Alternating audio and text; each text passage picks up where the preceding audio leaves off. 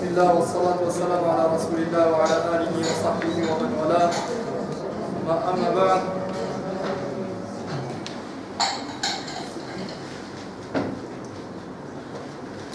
Alors, après avoir terminé avec Adab Talib al-Ilm wal Muallim,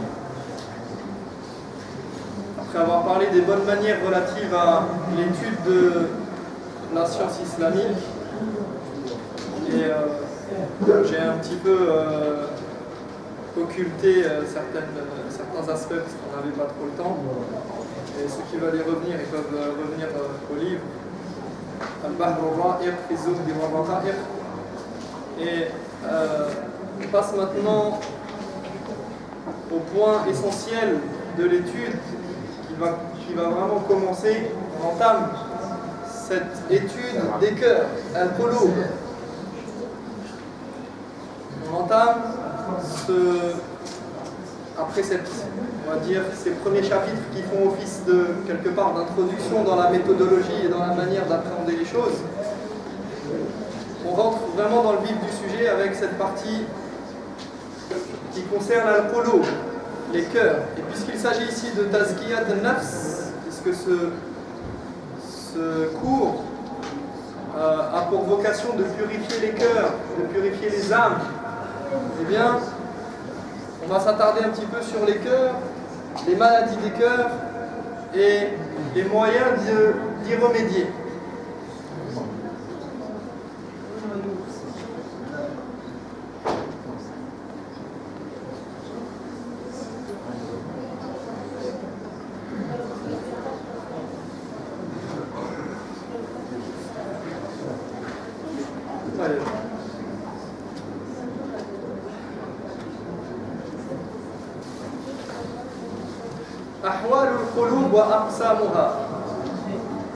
Le chapitre s'intitule Le cœur et ses différents états.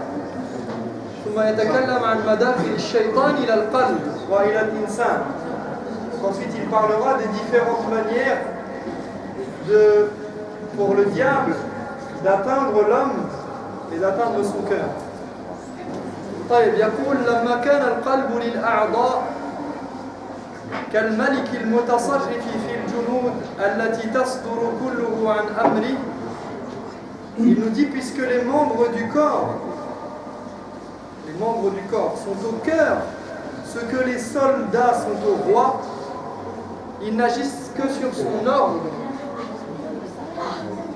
Donc ici, il va nous parler du fait que le cœur, les soldats agissent sur ordre du roi. Et de la même manière, les membres du corps agissent sur ordre du cœur. C'est pourquoi le chemin le plus court pour réformer ses actes, puisque c'est de cela qu'il s'agit, c'est de réformer quoi? De réformer son cœur. Le cœur de l'être humain, c'est le siège des ordres, d'où proviennent les ordres dont vont découler les actes de l'être humain.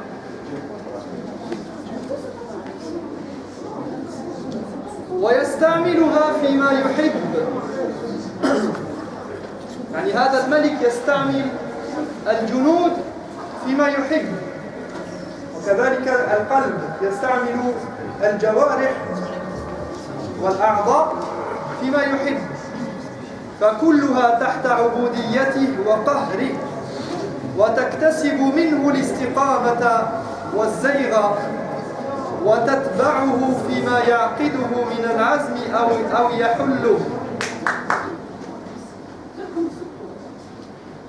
Et il en use selon son bon vouloir. Tous sont soumis à lui et sont sous son contrôle. Les soldats du roi sont sous l'emprise et sous le contrôle de ses ordres et de ce roi. Leur droiture et leur déviation dépendent de lui. Si le roi est droit, juste et qu'il a des bonnes valeurs, il ordonnera à ses sujets de bien se comporter. S'il est mauvais, il leur ordonnera des mauvaises choses. Il dit ils le suivent dans ses décisions et ce qu'il autorise, ce qu'il permet. C'est le roi, c'est le cœur de l'être humain qui dicte aux membres du corps leur manière d'agir, leur manière de répondre, leur manière de faire. وكما قال النبي صلى الله عليه وسلم في الحديث المشهور ألا وإن في الجسد مضغة إذا صلحت صلح الجسد كله وإذا فسدت فسد الجسد كله ألا وهي القلب. Comme le prophète sallallahu alayhi wa sallam l'a si bien dit et il l'a expliqué, il dit il y a un élément dont dépend le salut de l'être humain. Il y a un élément dans le corps dont tout dépend. Il dit si cet élément est bon, le reste du corps sera enclin à faire le bien, sera bon, sera prêt à faire le bien. S'il est corrompu, le reste du corps sera enclin au mal, et cet élément c'est le cœur.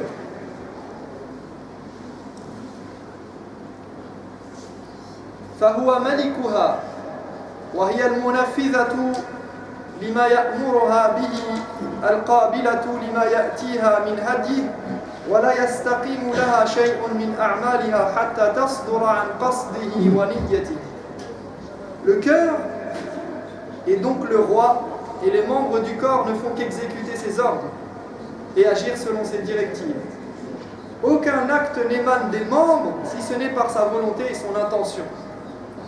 إنما الأعمال بالنيات. Les actes ne valent que par les intentions et dépendent des intentions. La qualité de l'acte, la valeur de l'acte, la récompense de l'acte, elle dépend de l'intention. Or, l'intention se situe dans le cœur. Tout acte quel qu'il soit n'est considéré, n'est pris en compte, n'est récompensé ou valide et accepté qu'en fonction de l'intention qu'il y a dans le cœur. Car c'est l'intention qui pousse à faire l'acte.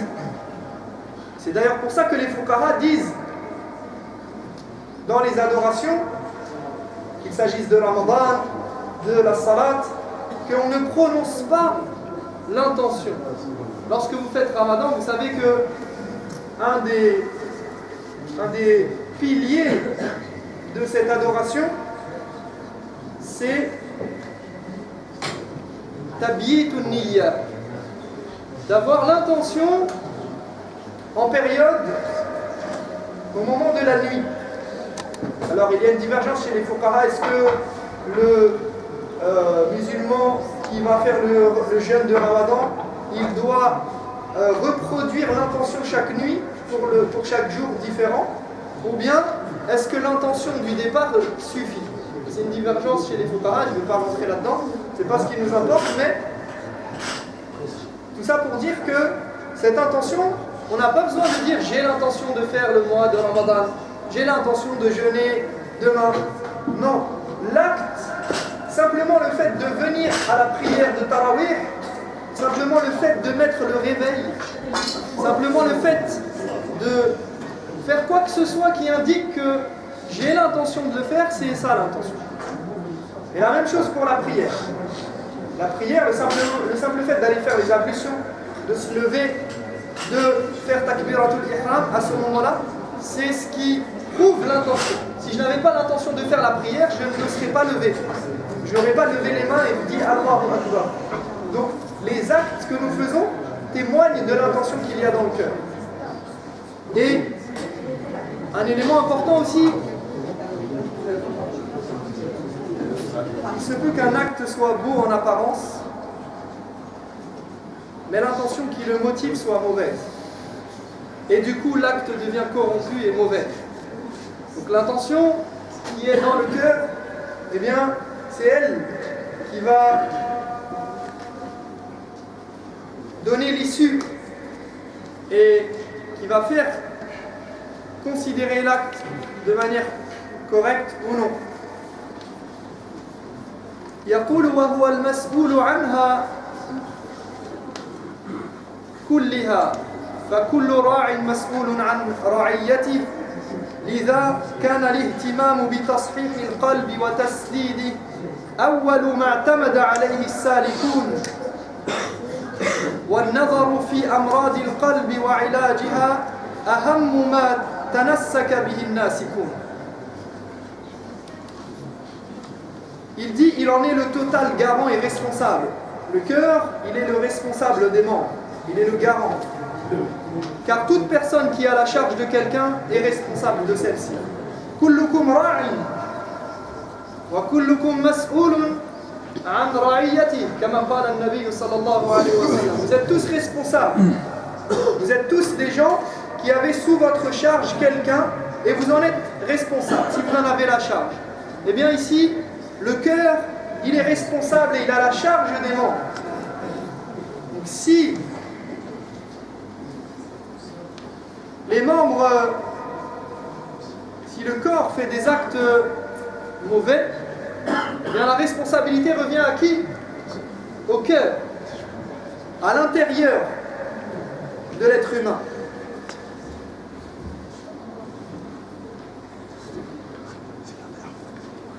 Et il dit, c'est pour cette raison, puisque le cœur est responsable des actes, que la première chose à laquelle s'intéressent ceux qui cheminent vers Dieu, ceux qui essayent d'aller, qui s'embarquent vers cette destination, qui vont vers Allah subhanahu wa ta'ala, qui cheminent vers Dieu, eh bien la première chose à laquelle ils s'intéressent, c'est de réformer leur cœur. Réformer leur cœur. De le recadrer. On chemine tous vers Dieu. Et la première chose qui doit nous importer et à laquelle nous devons nous intéresser et sur laquelle nous devons nous concentrer et porter tous nos efforts, c'est l'état de notre cœur. Car la qualité de notre personne et de nos actes dépend de ce dernier. Notre personne, notre être, dépend de ce qu'il y a à l'intérieur, pas des apparences, pas des actes ou des prétentions. Même si les actes, bien sûr, ils vont venir traduire certaines choses, mais c'est surtout ce qu'il y a à l'intérieur. Et Allah subhanahu wa ta'ala, il regarde d'abord les cœurs et les intentions. Mais il regarde vos actes aussi. Inna Allah la yanzuru ila suwarikum wala ila ajsadikum walakin yanzuru ila qulubikum wa a'malikum. Donc Allah ne regarde pas votre aspect physique, votre taille, votre force, votre musculature, non, vos habits, si vous êtes à la mode ou non. Il regarde ce qu'il y a dans vos cœurs et il regarde quels sont vos actes. Et l'étude des maladies du cœur et de leurs remèdes est ce qui prévaut chez les pieux. Une des adorations les plus importantes, un des actes les plus essentiels pour le croyant, c'est de fouiller en lui-même, de regarder son cœur pour voir ce qui va et ce qui ne va pas. Et si le croyant voit que son cœur est pur sous certains aspects, qu'il remercie Allah subhanahu wa ta'ala. S'il voit qu'il n'a pas certaines maladies du cœur, eh bien, il dit Alhamdulillah et il cherche à entretenir et développer ces qualités. Et s'il trouve des défauts en lui, et Dieu sait que nous avons des défauts dans notre cœur, la jalousie, la haine, l'envie, l'avarice, plein de choses qui rongent nos cœurs, eh bien, il doit s'efforcer de les éliminer, de se réformer et de s'en débarrasser. Voilà le rôle du croyant. Voilà son but au quotidien. La plupart des gens, quand ils ont une maladie, qu'est-ce qu'ils font? Ils vont voir le médecin, n'est-ce pas? Ils se précipitent chez le médecin.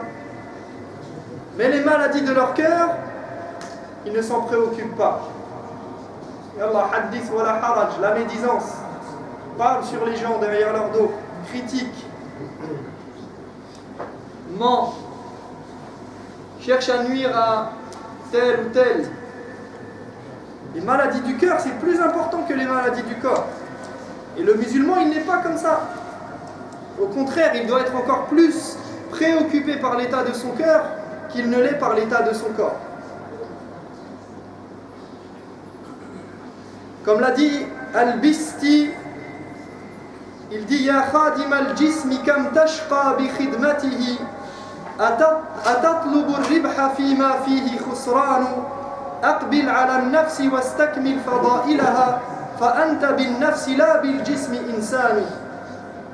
Il dit, toi qui te tues à la tâche pour ton corps, pour l'embellir, pour faire que les apparences soient trompeuses, irais-tu chercher un profit là où ce n'est que pure perte? Occupe-toi plutôt de ton âme et parfait ses qualités, car sache que c'est ton âme, non pas ton corps, qui fait de toi un homme et un être de qualité. Ce n'est pas par la qualité du corps qu'Allah a distingué l'homme des autres créatures, mais par la qualité de son être. Mes frères, avancez, essayez de laisser de la place. Je vais terminer là-dessus. Si ce n'était qu'une histoire de corps, eh bien, certains animaux, le lion par exemple, qui est plus fort et plus puissant que n'importe qui d'entre nous, eh bien, il serait plus digne que l'être humain. Mais ce n'est pas sa force et son apparence et cette qualité qui fait qu'il est meilleur que l'homme. Ce qui compte, c'est la qualité de l'âme et la soumission à Allah subhanahu wa ta'ala, non pas celle du corps. Et c'est pourquoi il faut s'en préoccuper. نسأل الله تبارك وتعالى أن يهدينا وأن يتوب علينا وأن يطهر قلوبنا وأن يزكيها. نكتفي بهذا القدر وللكلام وللحديث بقية إن شاء الله. وسبحانك اللهم وبحمدك أشهد أن لا إله إلا أنت أستغفرك وأتوب إليك. Vous avez vu, il y a beaucoup de travail. Le livre il continue sur beaucoup de choses et on aura le temps, Inch'Allah, d'en parler.